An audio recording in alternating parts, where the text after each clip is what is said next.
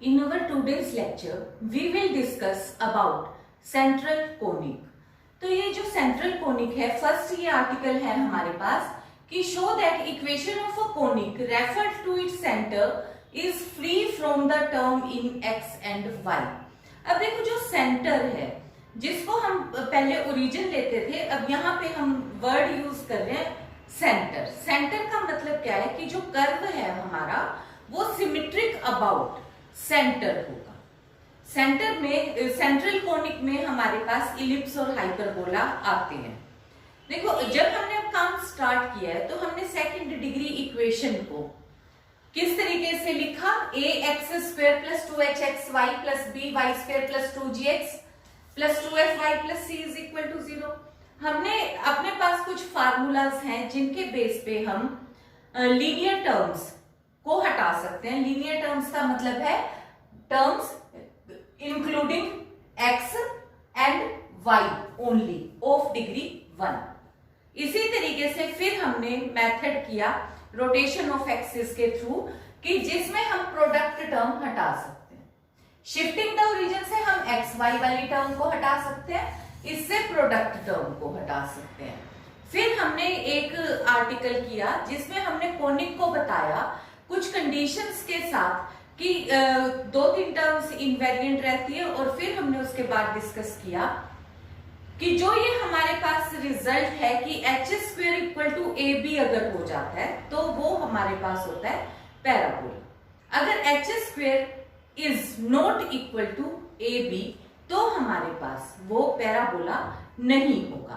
तो यानी कि अब अगर वो कोनिक है तो कौन कौन सी कंडीशन हो सकती है, या तो इलिप्स या हाइपरबोला.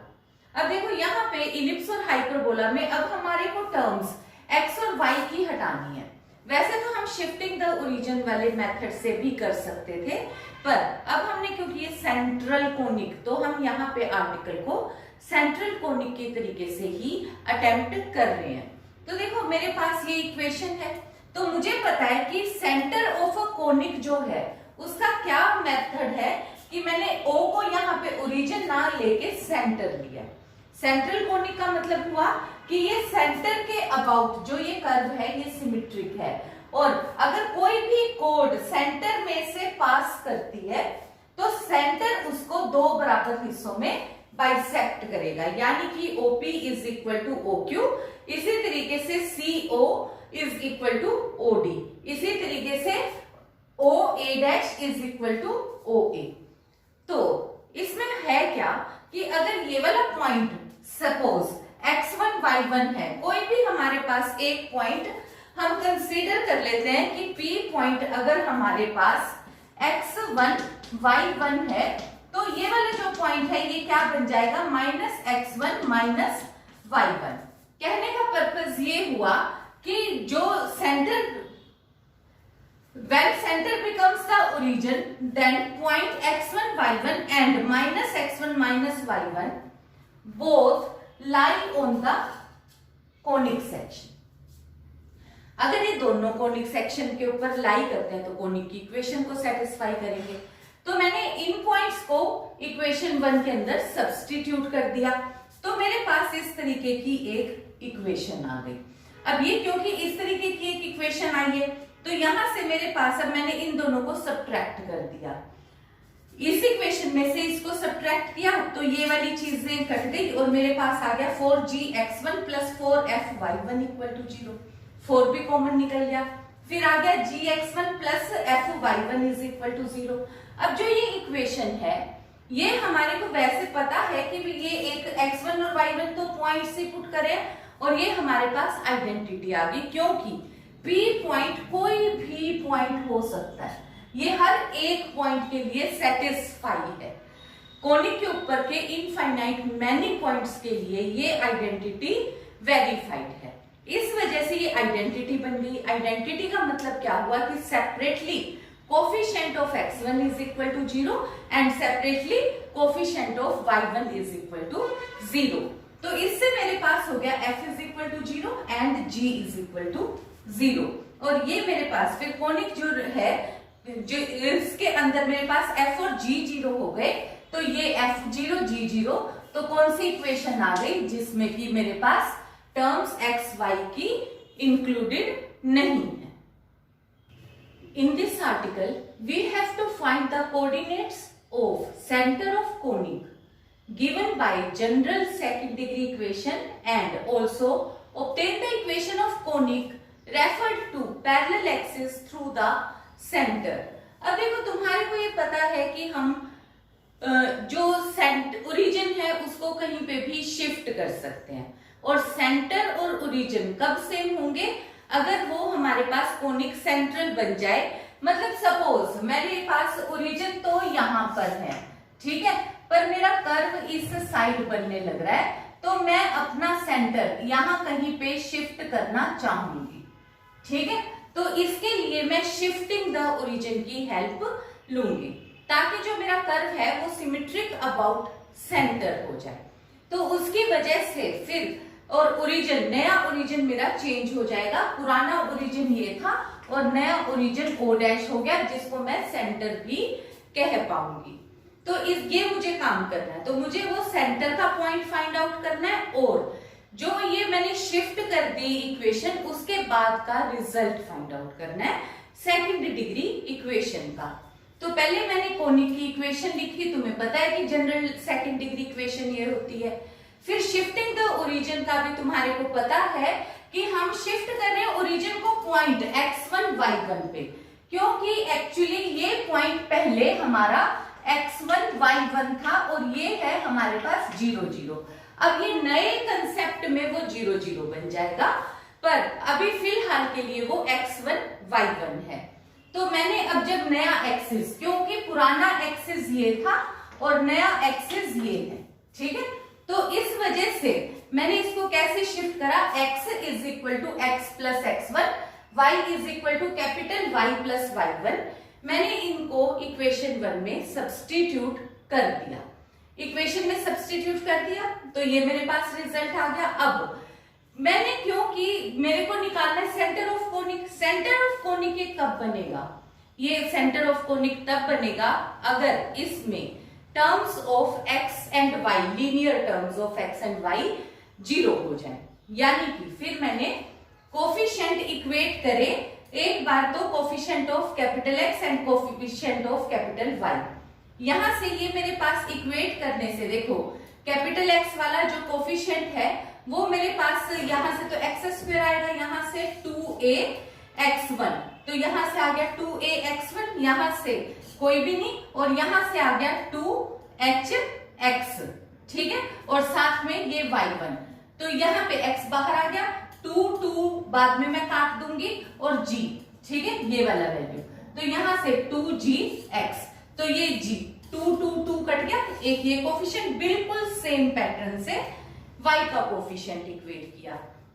क्रॉस मल्टीप्लिकेशन वाला मेथड मैंने यूज किया, तो x1 y1 और कांस्टेंट टर्म मैंने रखी, यहां से x1 और y1 की वैल्यू आ गई। और देखो अब ये तुम्हारे को आइडिया होना चाहिए कि यही हमारे पास, देखो x1 y1 ये कौन सा पॉइंट है, ये सेंटर का पॉइंट है, तो सेंटर मेरा निकल चुका है। तो अब इसके बाद ये वाली वैल्यू x1 और y1 की ये वाली वैल्यूज अब मैंने किसके अंदर सब्स्टिट्यूट कर दी, देखो क्योंकि मुझे पता है कि a, h और b ये तो सेम रहते हैं, क्यों, मैं इनवेरिएंट वाला रिजल्ट कर चुकी हूँ। मुझे पता है coefficient of X square, coefficient of Y square and product term वाला कोफिशिएंट वो इनवेरिएंट होते हैं अंडर शिफ्ट ऑफ ओरिजिन। तो शिफ्ट ऑफ ओरिजिन में अगर वो इनवेरिएंट है तो a, h और b तो चेंज हो ही नहीं सकते, तो ये तो एज इट इज रहेंगे, ये तो मैं 0 कर ही चुकी हूँ, ठीक है। तो अब मेरे पास बचा क्या डिस्कस करने के लिए, सिर्फ एक कांस्टेंट टर्म। तो मैंने c के कोफिशिएंट्स सारे इक्वेट करे, तो देखो सबसे पहले तो यहां से मेरे पास आना था x1 स्क्वायर, तो ये हो गया ax1 स्क्वायर, यहां से मेरे पास हो गया b y1 स्क्वायर, ये हो गया b y1 स्क्वायर, यहां से 2h और इनकी प्रोडक्ट x1 y1, ठीक है। ऐसे ही बाकी कोफिशिएंट्स, इनमें मैंने x1 और y1 की वैल्यू ये वाली सब्स्टिट्यूट कर दी, ठीक है, x1 और y1 की वैल्यू सब्स्टिट्यूट कर दी। सब्स्टिट्यूट करने मैंने पहले इसमें क्या रिजल्ट किया, ax1, अब देखो यहां से x1 और x1 वाली ये तीन टर्म्स कलेक्ट कर ली। तो यहां से मेरे पास फर्स्ट आ गया ax1, फिर यहां से आ गया 2hy1, तो यहाँ पे वैल्यू 2hy1 में मैंने क्या किया, इसमें से एक टर्म तो मैंने hxy1 इस तरफ रख ली, एक hxy1 इधर रख ली। इसको मैंने दो फैक्टर्स में ऐसे ब्रेक कर लिया। तो यहाँ पे मैंने एक टर्म और एक टर्म, तो यहाँ पे gx1 को भी मैंने दो बार में रखा, एक यहाँ सिंगल लिया, 1 gx1 लिया, तो यहाँ से x1 कॉमन निकल गया, तो ये टर्म आ गई। ऐसे ही मैंने अब यहाँ से y1 कॉमन, y1 में भी इस टर्म को रखा, y1 में इसको रखा, एक y1 को इधर रखा, तो जो बचा हुआ gx1 था वो उधर, बचा हुआ fy1 लास्ट में और एक कांस्टेंट टर्म लास्ट में। फिर मेरे को ये थर्ड और फोर्थ इक्वेशन में मैंने इनको, क्योंकि कोफिशिएंट ऑफ x और कोफिशिएंट ऑफ y मुझे पता है सेंट्रल कोनिक की वजह से जीरो हो गए, तो ये और ये दोनों रिजल्ट मेरे पास जीरो है, तो इनको दोनों को मैंने जीरो पुट कर दिया। तो इसका रिजल्ट मेरे पास क्या बच गया, सिर्फ और सिर्फ कांस्टेंट टर्म जो ये इतनी बड़ी थी वो सिर्फ इसमें शिफ्ट हो गई। अब इधर मैंने x1 और y1 की वैल्यू ये सेंटर वाले पॉइंट वाली सब्स्टिट्यूट कर दी, सब्स्टिट्यूट करके सोल्व कर दिया। सोल्व किया तो ये मेरे पास ये रिजल्ट आ गया abc plus 2fgh minus af square minus bg square minus ch square over ab minus h square. अब ये जो ab माइनस h स्क्वायर है, देखो कभी हम इस वाले को कुछ जगह पे आर्टिकल्स बुक्स वगैरह इसको डेल्टा यूज कर देती हैं और ऊपर वाले को h सर्कल। अब यहाँ पे हमने इस वाले साइन को, मतलब इस चीज को यूज करा ये डेल्टा, और इसको हमने अब रहने दिया simple ab minus h square. तो हम यहाँ पे इसको सिर्फ ab माइनस h स्क्वायर लिख लेते हैं और इसको डिस्क्रिमिनेंट कह देते हैं सिर्फ, या डेल्टा जो भी। और ये डिस्क्रिमिनेंट किसका है ये तुम्हें पता है कि ये a b और c आएगा, फिर यहाँ f आएगा, फिर यहाँ g आएगा और यहाँ h आएगा। कहाँ तो ये हो गया f g और h। और अब जो ये डिस्क्रिमिनेंट है ये हमारे पास क्या चीज है, a b c f g h, ये ठीक है, जिसकी वैल्यू हमारे पास abc plus 2fgh minus af square minus bg square minus ch square के इक्वल है। तो इस चीज को हम यूज कर लेंगे। तो अब हमारे पास जो इक्वेशन है वो किस तरीके से बन गई, देखो अब हमने कहा a h और f b तो इनवेरिएंट है और ये चीज जीरो हो गई, और c की वैल्यू यानी कि कांस्टेंट की जगह पे अब मैं क्या चीज यूज कर लूंगी, delta over a b minus h square. और क्योंकि नई इक्वेशन जो ट्रांसफॉर्म हुई है वो स्मॉल x की जगह पे कैपिटल X में चेंज हुई है, तो यानी कि ट्रांसफॉर्म होने के बाद इक्वेशन बन जाएगी ax square capital X square plus 2h capital XY plus 3 capital Y square plus constant. अब कांस्टेंट की वैल्यू अब तुम्हें याद रखनी आसान है, discriminant over ab minus h square.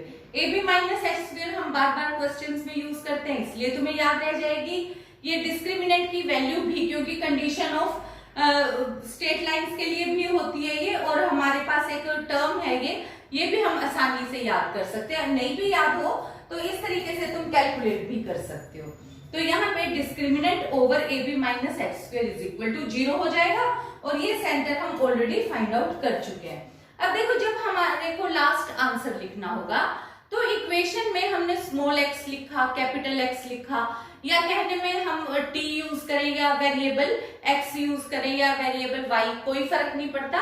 ऐसे ही स्मॉल x है या कैपिटल Y x है, हमें कोई फर्क नहीं पड़ेगा। इसी इक्वेशन को अब हम वापस आंसर में ax square plus 2h xy plus by square plus delta over ab minus h square is equal to 0 भी लिख सकते हैं। तो ये हमारे पास इसका रिक्वायर्ड आंसर है सेकंड डिग्री जनरल टर्म का, जिसमें कि हमने इसको सेंटर के अकॉर्डिंग चेंज कर दिया है। सेंटर के लिए चेंज करने के लिए हमने किसकी हेल्प ली है, शिफ्ट ऑफ ओरिजिन की हेल्प ली है। शिफ्ट ऑफ ओरिजिन से फिर हमारे पास सेंट्रल कोनिक में क्या हो गया, coefficient of x and y हमने रिमूव कर दिए. So that was all about this lecture. Thank you.